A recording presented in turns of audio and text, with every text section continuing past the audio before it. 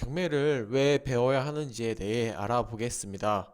경매를 배우는 이유는 크게 두 가지입니다. 첫 번째는 재산을 늘리기 위해서인데요. 즉, 경매받은 물건을 통해서 수익을 창출하는 것입니다. 두 번째는 재산을 지키기 위해서입니다.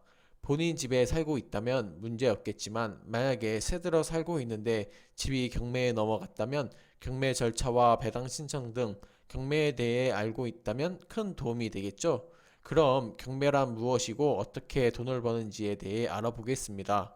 경매는 사전적 의미로 가장 값을 높이 부르는 사람에게 파는 일이라고 정의되어 있는데요.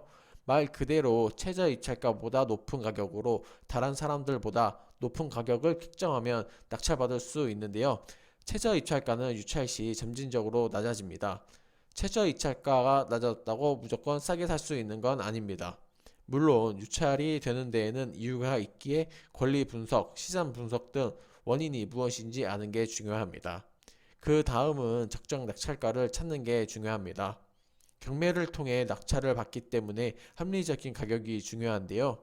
낙찰받기 위해 최대한 높은 금액을 쓰면 수익률이 떨어지고 수익률을 고려하여 너무 낮은 금액을 책정하면 입찰이 안 되기에 적정 금액 찾는 연습이 중요합니다.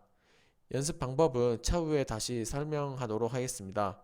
물론 감정가보다 높게 낙찰되는 사례도 있습니다. 감정가라고 해서 지금의 시세를 말해주는 건 아닙니다. 보통 첫 입찰 시기보다 6개월에서 많게는 1년 전에 감정이 이뤄지기 때문에 몇 차례 유찰된 경우에는 2, 3년 전 가격일 수도 있습니다. 그래서 경매를 하기 위해서는 경매 지식뿐만 아니라 부동산 시장에 대해서도 보는 안목을 키워야 합니다.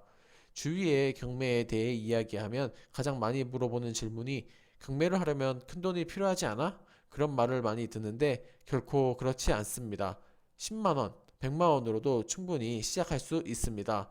경매는 일확천금을 노리는 것보다 꾸준한 입찰을 통해 수익을 내는 것이 훨씬 중요합니다.